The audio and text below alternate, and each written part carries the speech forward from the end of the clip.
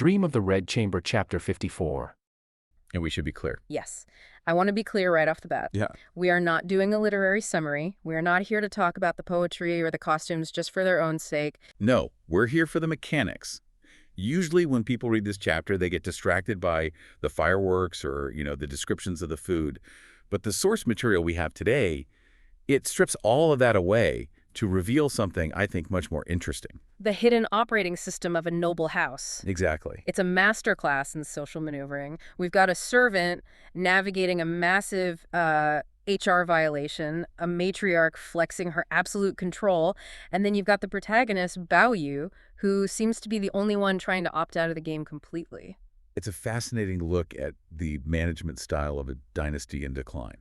You have the official hierarchy, the org chart, let's say. The people sitting at the table. Right, the people at the table. And then you have the actual operating hierarchy, which happens in the shadows and the corridors. Okay, so let's set the stage. The chapter opens with a ritual. We have the male heirs, Jia Zhen and Jia Lian. These are grown men. In the outside world, they manage estates, they handle money, they have power. Oh yeah, they're big deals. But they enter this feast, and they aren't just walking in, they are performing. Right, they're bringing in that warm silver pot you mentioned. And you have to notice the choreography here. Yeah. It's incredibly specific. It's not efficient at all. It's symbolic. They don't just pour for the grandmother immediately, which I found that interesting. You'd think the VIP gets served first. In a Western context, maybe. But here, you have to acknowledge the branches of the family tree first. They go to Aunt Li and Aunt Xu, the guests, and the elder women of the parallel branches. They bow, take the cups, pour the wine. It's respectful, sure. Okay. But when they get to Grandmother Jia, the old ancestor, the physics of the room just change. Because they kneel. And the text gives this very specific, almost bureaucratic reason for it. It says they knelt because the couch was low. That is my favorite line in the entire opening. The couch was low. It's so good. It's a polite fiction. I mean, if the couch were 10 feet high, do you think they'd stand? No. They would have found a ladder to climb down from. Yeah. This is a public performance of filial piety. By kneeling, Jia Zhen and Jia Lian are visually reinforcing the hierarchy. They are showing everyone in that room, the servants, the wives, the cousins, that no matter how much authority they have outside those doors, in this room, they are children. They're subservient. It's a total surrender of status, and it triggers a chain reaction, right? The source notes that once the two older men kneel, the younger generation, Ba Yu and his brother Jia Huan, they just instinctively drop to their knees, too. It's like a wave. Like a wave going through the room. Nobody told them to do it. It creates this tableau of submission. And it's crucial to note that even the powerful wives, Lady Jing and Lady Wang, they're standing and serving food. In this moment, gender doesn't trump generation. The generational hierarchy is the absolute law. The mother outranks the man. But then you get this little crack in the facade. Sheng Yun, who is Bai's cousin and a bit of a firecracker, she nudges him. She's teasing him. She basically whispers, "Why are you kneeling? You aren't pouring wine. You're just copying them like a monkey." And Bai Yu's response is so characteristic of him. He says, "I'll pour wine later." He goes along with the ritual, but he's loose about it. He's not stiff like the older men. Right. It shows he understands the rules, but he doesn't fear them the way they do. Okay, so the wine is poured, the hierarchy is visually established, everyone knows their place, but then we hit the first crisis of the evening. And this is where things get really interesting for anyone interested in, like, crisis management or even just office politics. The case of the missing maid? Exactly.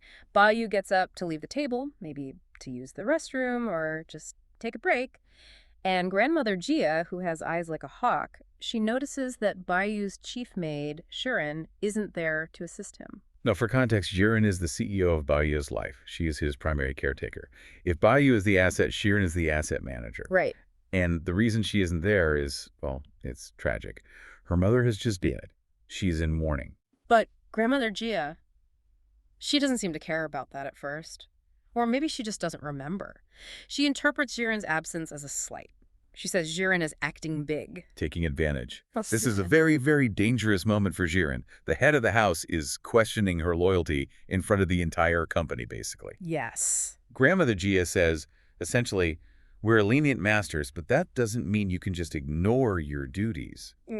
She's framing Jiren's grief as arrogance. Enter Wang Shifeng, the fixer, the manager. The way she handles this, honestly, she should be teaching a course on de-escalation. It's a brilliant pivot. Shifeng steps in immediately. But notice what she doesn't do. She doesn't contradict the grandmother directly. She doesn't say, "You're wrong, she's sad, you forgot." That would cause the grandmother to lose face. Exactly. Instead, she reframes the entire narrative. She spins it. She does. She tells Grandmother Gia that Jiren isn't sulking, she's working. She says Jiren is back at the garden watching over the property because, and this is so clever, lanterns and fireworks are fire hazards. That's the safety angle. She's protecting your house. Exactly. But then she adds the comfort angle. She argues that if Jiren came to the party, when Baiyu eventually went back to his room, his bed would be cold and his tea would be cold. By staying back, Jiren ensures the young master is comfortable. It's genius. She turns Jiren from a lazy servant into the ultimate protector of the family heir. She converts a disciplinary issue into a glowing performance review. And look at the result. Grandmother Gia pivots instantly. She goes from being annoyed to saying, "You are more thoughtful than I am." Wow. She managed to protect the employee Jiren while validating the boss, Grandmother Gia. She made the boss feel like the system is working perfectly even though the servant is actually absent. There is a sadder undertone here, though, isn't there? Because after Shiving smooths it all over to Grandmother Gia realizes she actually forgot that Shiren's mother had died. That is a stark reminder of the class divide. Grandmother Gia is benevolent, sure, she's the kind matriarch, but the personal tragedies of her staff, they just don't register in her long-term memory. They're background noise. Total background noise. She even forgot she intended to give money for the funeral. And Shifeng, ever the accountant, she chimes in and says, "Oh, Lady Wang already gave 40 taels of silver." Which settles the debt, so to speak. It's transactional. But then Grandmother Gia does show a flash of that benevolence. She remembers that her own personal maid, Yumianyang, also lost her mother recently, so she suggests that Jiren and Yuanyang should keep each other company. Go suffer together, essentially. In a way, but it's also an acknowledgement that they're the only ones who understand that specific pain right now. It creates a sort of segregated space for grief. You two go over there and be sad so the rest of us can enjoy the fireworks. So, speaking of that space for grief, the scene shifts dramatically here. We leave the loud, coin-tossing, wine-pouring feast, and we follow Baiyu out into the garden. And the text does such a good job of shifting the audio landscape. Goes from the public stage to the private backstage. The text describes bright lights, but no people. It's silent. It's cold. Baiyu is heading back to his room, and he decides to be a bit of a prankster. He wants to sneak in and scare the maids. You know, typical teenager stuff. But then he stops. He hears voices. He hears Jiren and Yuanyang. And this conversation he overhears is just... it's heartbreaking. It's the reality of the servant class that the grandmother completely glossed over earlier. Yuanyang is talking about how uncertain her life is. Her parents are in the south, far away. She's terrified she won't be there when they die. She's lamenting that she can't fulfill her duty as a daughter because she is the property of the Gia family. And Jiren says she feels lucky because she at least got to see her mother before the end. I mean, think about that bar for luck. I'm lucky I got to watch my mother die. Oh, that's brutal. They are bonding over this shared trauma of servitude, the inability to control their own family lives. And this is where Baiyu does something that I think defines his character. A lot of protagonists would burst in, save the day, or at least announce themselves. Right. A typical young master in this kind of literature might barge in and demand tea, or even try to comfort them in a way that centers himself. "Oh, don't be sad, you have me." But Baiyu realizes that his presence would break the spell. It would force them to stop being grieving daughters and start being servants again. Exactly. If he walks in, they have to stand up. They have to wipe their tears. They have to pour his tea. So he leaves. He retreats. He chooses to let them have their moment. It's a profound act of empathy. He recognizes their emotional space is more important than his desire for attention or service. It's passive, but it's so powerful. However, and here's where the text gets really complicated and I'd say more realistic, but Baiyu's empathy isn't necessarily shared by the people around him. Right. In fact, his empathy might be blinding him to how his own staff behaves. You wanted to talk about the gold flowers incident. Yes. The encounter with the older women, this part really highlights the pecking order. So Baiyu is walking back, and he runs into two older women carrying boxes of gold flowers and leftovers from the feast. These are basically rewards from the grandmother to the staff. Baiyu is curious. He wants to see. And he's very polite to them. He praises them, says they are hardworking and harmonious. He treats them like people. But his maids, Musk Moon and Autumn Sky, They're vicious. They are. And these are Bayou's personal maids. They are supposed to be the nice ones. This is a crucial sociological point. Yeah. We often think of class as just masters versus servants. But there is a brutal hierarchy within the servant class. Musk Moon and Autumn Sky are high-ranking personal maids to the heir.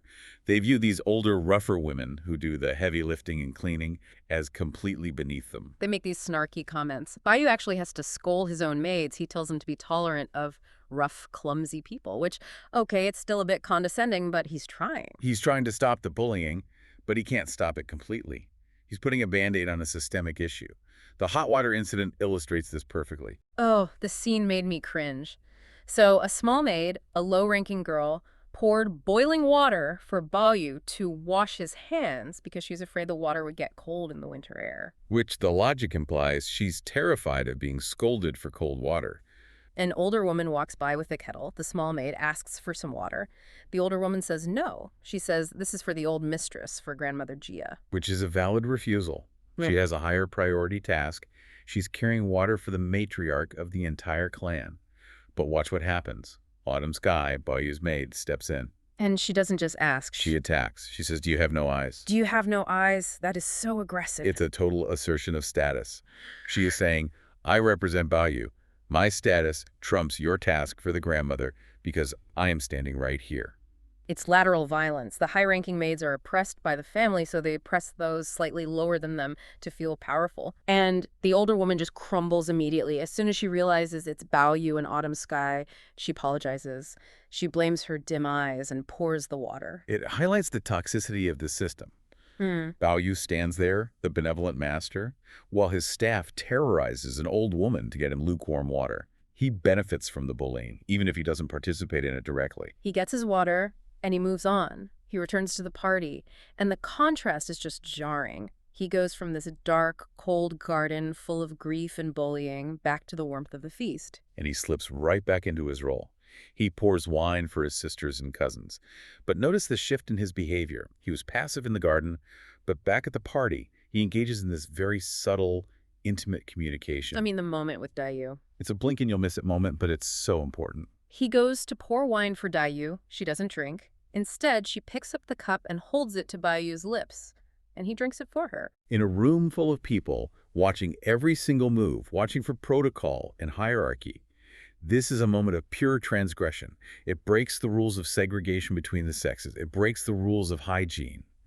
It's almost like a secret handshake. It shows that they're a unit. They're operating on a different frequency than everyone else. It's incredibly romantic in a very subtle way. But of course, the romance can't last because Wang Sifeng, the manager, is watching. Shifeng is always watching. Yeah. And she scolds Baoyu immediately. Not for the romance, surprisingly, but for the wine itself. She warns him against drinking cold wine. And her reasoning is fascinatingly specific. She says cold wine will make his hands tremble. And if his hands tremble, he won't be able to write calligraphy or draw a bow for archery. That is so practical. I expected her to say it's bad for your stomach or something. It's not about his health. It's about his utility. She isn't worried about his liver. She's worried about his career. She is the overseer of the family's future assets. Baoyu is the primary male heir. If he can't write calligraphy, he can't pass the civil service exams. He's a flawed asset. Exactly. If he can't shoot an arrow, he can't perform military rituals. Even in the middle of a party, Shifeng is managing the risk to the family's reputation. She sees a cup of cold wine and sees a plummeting stock price. That is such a cynical yet brilliant way to look at it. Meanwhile, close your eyes for a second and really put yourself in a specific moment. It's the Lantern Festival inside this massive Rongo mansion. But I don't want you to picture the start of the party. I want you to picture the moment when the party has been going on for way, way too long. Yeah, the food coma stage of the evening. Exactly. You've had the soup, you've had the dumplings, you know, those sticky yoink salad that just sit in your stomach. There have been fireworks, loud gongs, professional opera singers basically screaming for hours. Everyone is full, everyone is a little bit drunk, and everyone is just exhausted. It's that universal feeling of, is it polite to go to bed yet? It is. And, you know, usually in a novel, this is the part you just skip, you jump to the next morning. But in Red Chamber Dream, specifically the second half of chapter 54, the author just hits the brakes. He zooms right in on this exact moment of fatigue. And I always used to think this was just filler. I thought, okay, they're just hanging out. But Looking at the notes we have today, this downtime Yeah. is actually where the real action is. It's where the masks come off a little bit. When all that noise dies down, you really get to see how these people actually relate to each other. And what we're going to see is, well, it's a masterclass in three very specific, very sophisticated skills. We've got literary criticism from a grandmother who is just sick of bad writing. Then we've got a lesson in crisis management from the family CEO. And finally, and this is the part that really surprised me, we have acoustic design. It really is. It's a tour de force of taste. Not just, buying expensive things, but knowing how to curate an entire experience. Okay, so let's set the scene. The professional opera troupe is taking a break. Gia, mother, the matriarch, decides the child actors need to rest and eat some hot soup, which is a nice touch. And in come these two female storytellers, the Vixiener. They sit on stools, tune up a lute and a three-stringed instrument, and ask, "What would you like to hear?" And Gia Mother, who has, probably heard every single story in existence, gives them a challenge. She says, don't give me the old stuff, tell me something new. So the storytellers pitch this fresh story. It's called Feng Qiu Luan, or The Phoenix Seeks the Luan. It's a period piece set in the Tang Dynasty. And they start setting up the characters. Yeah. They introduce the protagonist, a young gentleman from a wealthy family, and his name is Wang Qifeng. Which is just an absolute disaster. It's incredible. For those who aren't deep in the lore, Wang Qifeng is the name of the terrifyingly competent, very female manager of the Jia household, who was sitting, 10 feet away from these storytellers? It would be like pitching a movie to a room full of tech executives, and the villain is this bumbling, incompetent CEO named, Jeff. This room just freezes, or actually it explodes. Everyone starts laughing and pointing at the real Wang Qifeng. Yeah, one of the other women even pushes her and says, "Hey, they're telling your story." But the storytellers, they are terrified. Of course. They realize they've just used a taboo name, the name of a superior in this, cheap little entertainment piece. But the real Wang Qifeng is so smart. She knows that if she gets angry, she just ruins the whole party. So she laughs it off. She says, "The world is big. Plenty of people have the same name. Go on." So they do. And I was expecting, after that setup, something really dramatic. But what they actually pitch sounds painfully generic. Oh, is the definition of a cliche. It is the standard Paisley Jiren, the scholar in beauty romance. Okay, walk me through the beat by beat here. What is this supposedly new story they came up with? All right, so it's the holiday of Qingming. The young scholar, this fictional Wang Qifeng, is traveling. He passes through a village. Suddenly, and you'll never guess, it starts to rain. Of course it does. He's forced to seek shelter in the home of a Mr. Li. Now, Mr. Li happens to be a former official who has no sons, but he has one daughter. Her name is Chu Luan, and she is, naturally, perfect. Let me guess. She's not just beautiful, she's also a genius. She knows the classics, she writes poetry, she plays chess, she paints, she's the whole package. And the moment the scholar sees her, It's destiny. He immediately vows he has to marry her. And this is where Gia Mother just loses it. She doesn't roll her eyes. She actually stops the show. She says, "Stop. I've guessed the ending." This is the first layer, the grandmother as literary critic. You have to understand, these scholar and beauty stories were the pop culture of the time. They were everywhere. And Gia Mother just dissects them with surgical precision. She calls them lies. She seems genuinely offended by them, but it's not just, "Oh, I don't like this story." She has a really logical argument against them. She does. Her first argument is purely logistical. It's what you could call the logic of class. She looks at the storytellers and essentially says, you clearly have no idea how a house like ours actually works. Because in the story, the guy just, bumps into the girl? Right, and Gia Mother points out how absurd that is. In a real noble household, a book-perfumed family, as they call it, a young lady is never, ever alone. Paint that picture for us. If you're a daughter in the Gia house, what does your entourage look like? Oh, you are surrounded by a human shield. You've got your wet nurse, who often stays with you for life. You've got 4 or 5 personal maids. You have the older female servants who manage those maids. So wherever you go, you are moving as a unit of 8 to 10 people. So the idea of a strange guy wandering in from the rain and just seeing the daughter in a hallway. Is physically impossible. It's a security breach. It would be like a random tourist wandering into the White House and bumping into the president's daughter in the kitchen. Gia Mother is saying, if the family is as noble as you say, where are all the servants? It's such a great point. She's calling them out for lazy world building. But she doesn't stop with logistics. She attacks the morality of the character too, and this part felt pretty harsh to me. It is harsh, but it's very consistent with her worldview. She takes issue with the beauty part of this scholar and beauty trope. The storytellers always describe these girls as, knowing the rights, reading the classics, being virtuous. Right, they're perfect.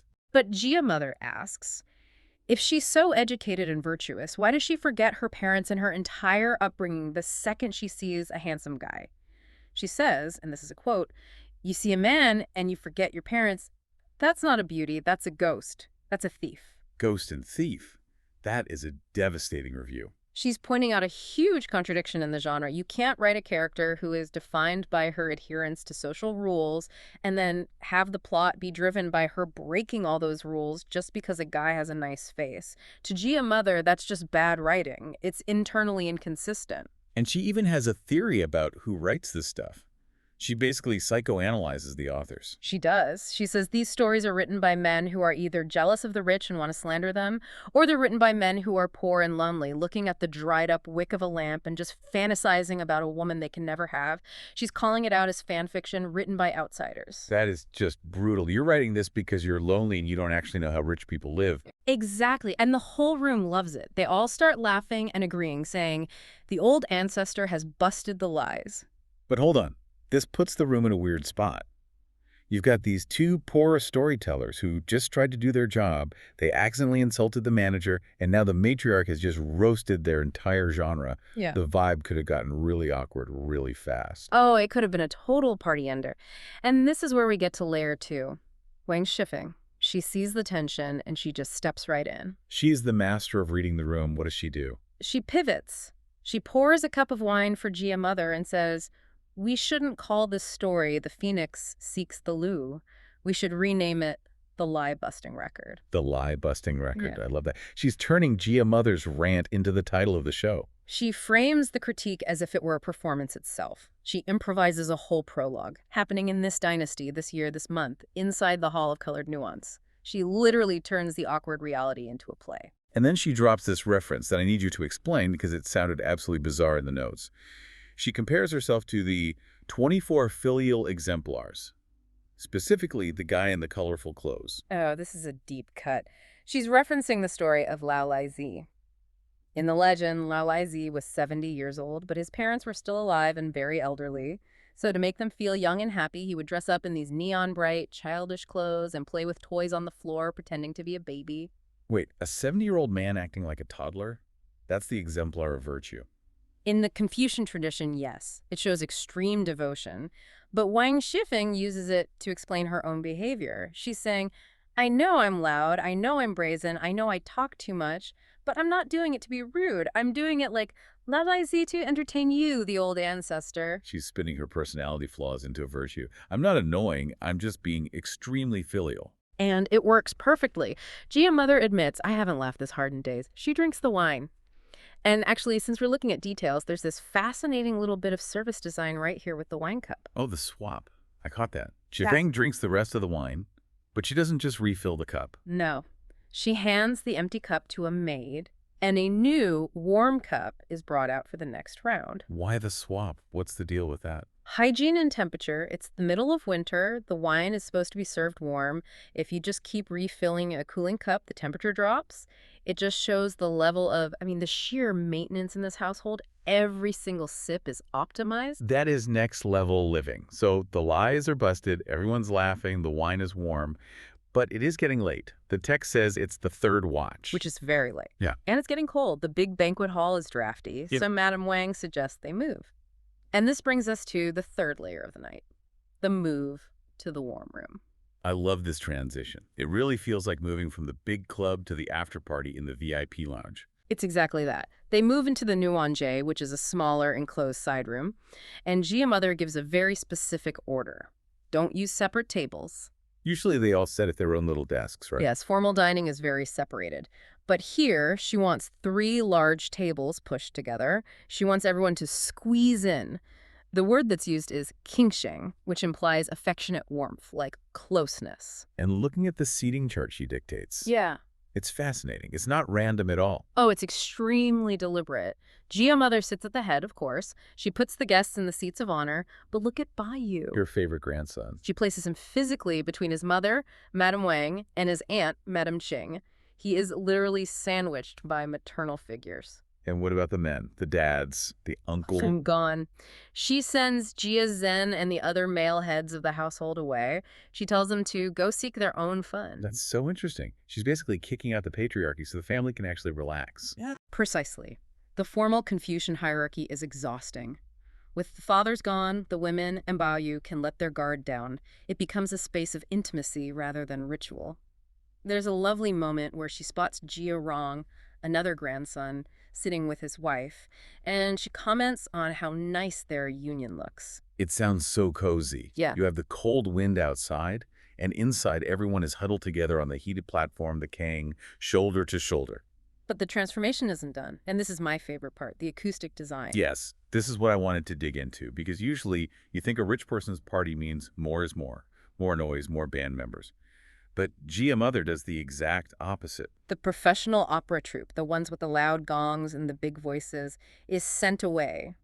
She calls for the family's own private troupe, those 12 young actresses who live in the garden, and she gives them very, very strange instructions. She bans certain instruments. She says, we are just listening to music, we don't need the plays, and then she forbids the use of the sheng and the di.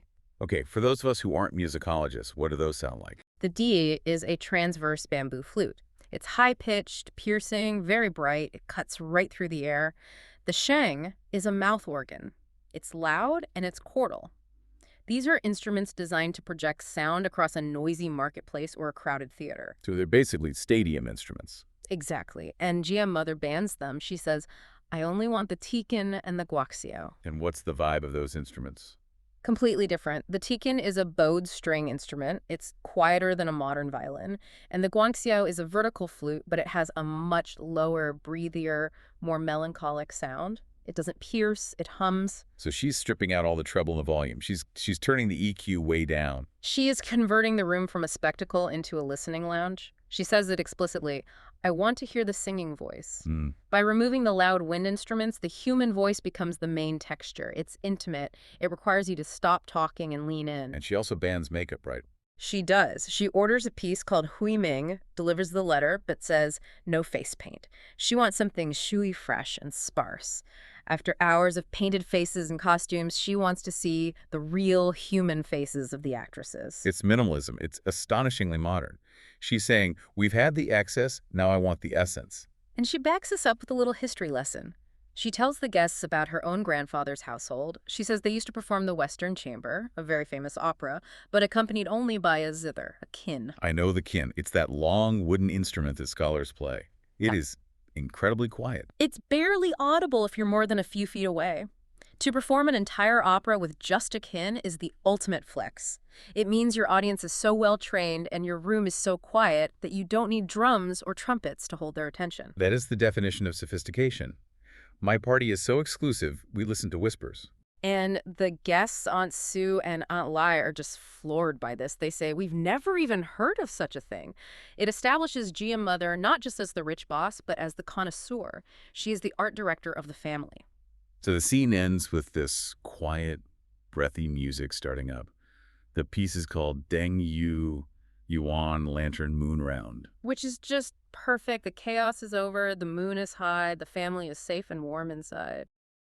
And look, if you think you know how to throw a party, wait until you see how Grandmother Jia does it. It is truly a masterclass. We aren't just, analyzing a description of a party here. Right. We are decoding a specific scene that serves as a case study in social dynamics, in leadership, and the incredibly subtle art of conversation within a massive feudal household. We've got a stack of notes here based on the text describing these late-night festivities. We're talking about the matriarch, Grandmother Jia, the sharp-tongued manager Wang Shifeng, who we often call Phoenix, and, well, the rest of the clan. The jokes told at the dinner table, the seating arrangements reveal about who is actually the favorite in the family, and understand how these characters transition from this high-energy celebration to the quiet aftermath. But this isn't like beer pong in a basement. This is something called spring happiness on the eyebrows, or chuan mei. It's such an elegant yet incredibly high-pressure game. The setup is deceptively simple. A sprig of red plum blossom is passed around the table while the drummer plays. Okay.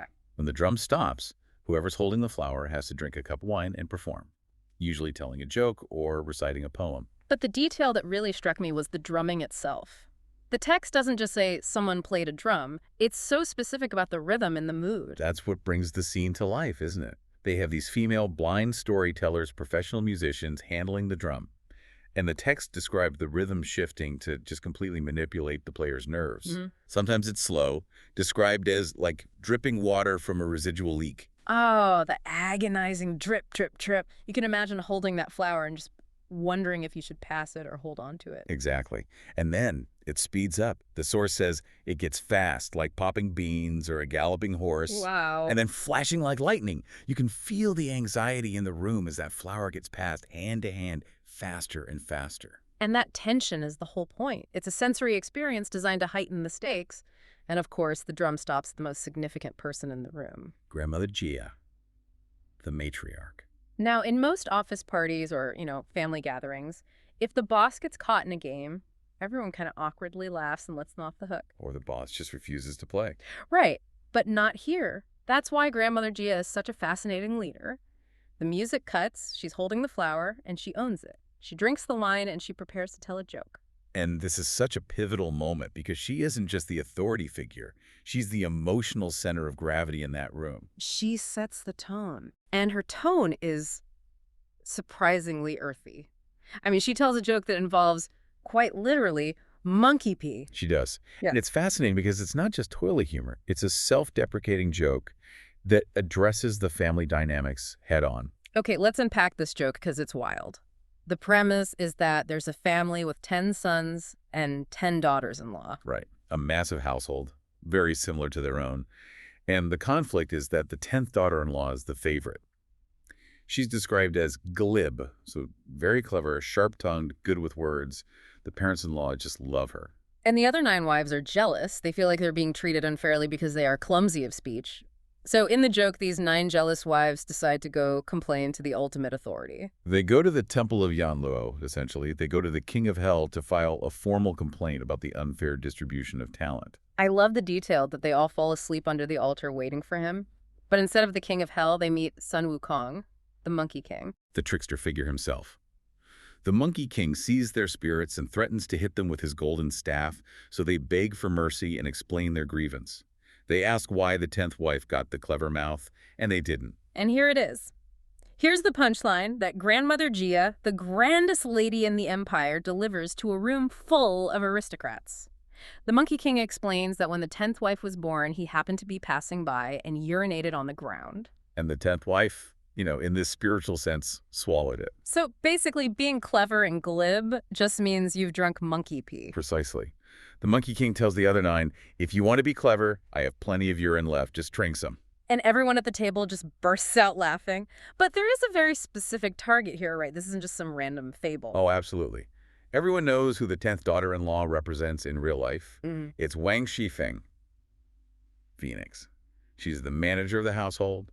She's famous for being sharp-tongued, witty, and the clear favorite of Grandmother Gia. So the grandmother is essentially roasting her favorite granddaughter-in-law in front of the entire clan. She is. But it's a brilliant management tactic. Think about it.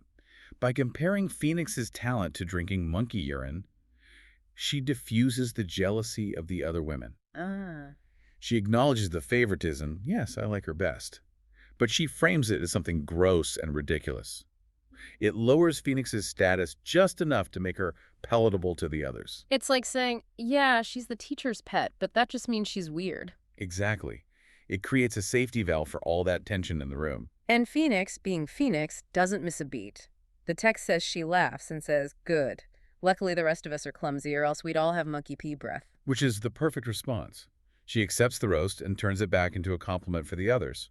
It shows just how quick she is, proving the joke true in the process. So the game continues. And this is where we see the servant girls getting involved. They want Phoenix to tell a joke because, she's the most entertaining person in the room. The source text mentions a whole conspiracy here. The maids whisper to the drummers and use cough signals. Totally rigged. When the flower reaches Phoenix, cough, the drum stops, and she's caught. She knows she's been set up, and she decides to play a little game with the audience's expectations. Her first joke is, Well, it's basically an anti-joke. It is. She starts describing a lantern festival celebration in some random family. She lists every single relative, grandmother, great-grandmother, nieces, grandsons, drooping grandsons. The list goes on and on and on. The audience is leaning in, right? They're waiting for the scandal or the punchline. And then she just says, they sat in a room, ate, and left. That's it. That's it. The text says the family was stunned, and the reaction was ice cold. They did not get it. It's a prank. She's pranking them for making her perform. She is punishing them for the setup. She's saying, you want a story? Here's a boring one. But she can't leave them cold, so she immediately launches into a second joke to recover. And this one, the deaf man joke, is arguably the most important moment of the night. Okay, let's hear it. So a man is setting off a large firecracker. He lights it, and it explodes. But the man is deaf, so he sees the firecracker blow apart, but he doesn't hear the bang. Okay. So the deaf man complains that the firecracker was badly made. He says it just scattered without making a sound. Everyone laughs at that one. But you've marked this as a strategic move in the notes. Why? It just sounds like a standard joke. This is where we see Phoenix's genius as a manager.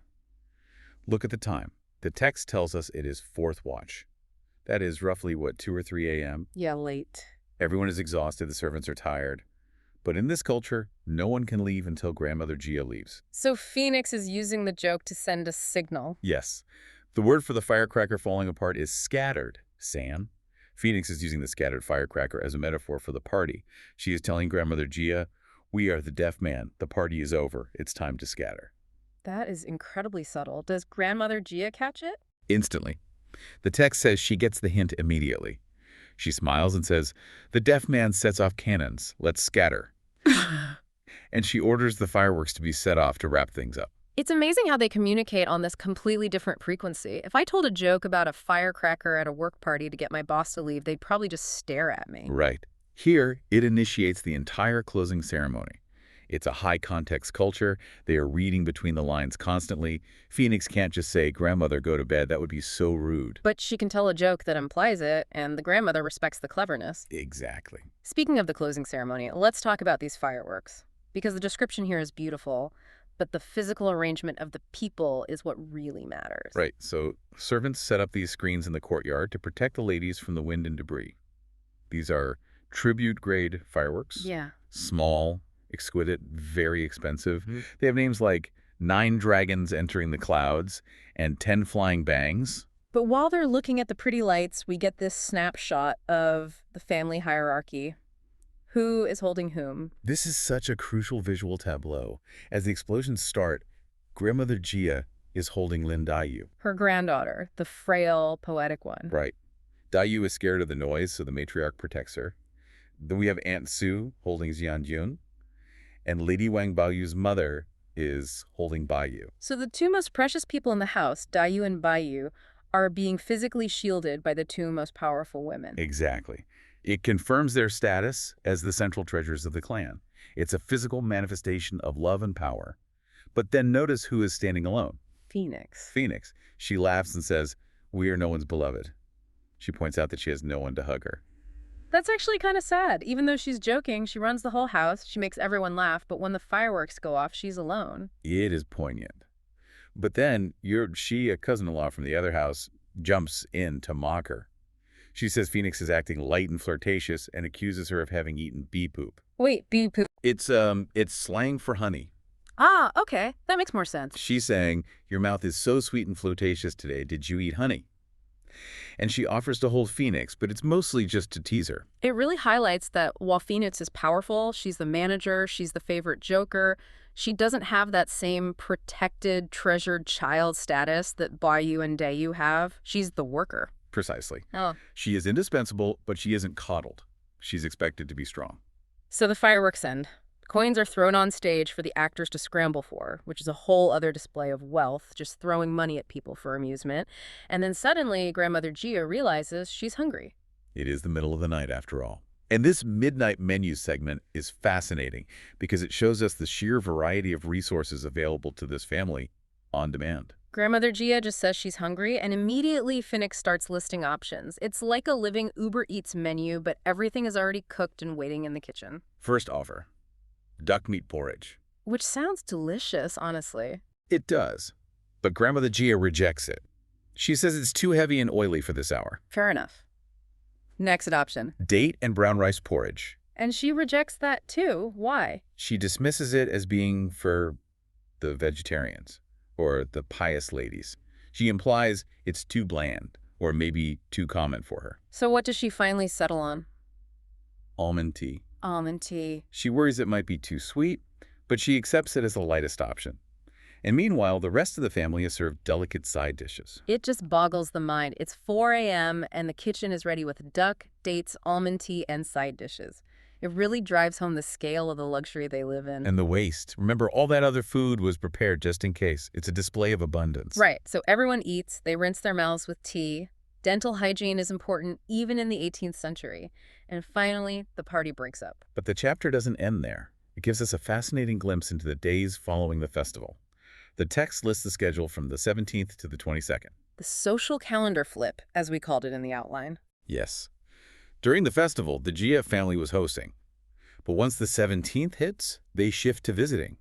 And specifically, they go to visit the homes of their head servants and stewards' families, like the Leys and the Lynns. This part surprised me. Grandmother Gia, the highest-ranking person, actually likes these visits. It seems counterintuitive, doesn't it? Yeah. You'd think she would prefer visiting other aristocrats, like the Prince of Nan'an or the minister's family. But she doesn't. The text says she avoids those. She specifically avoids the homes of high-ranking relatives. She finds them restrictive. There's too much ceremony, too much bowing, too much acting.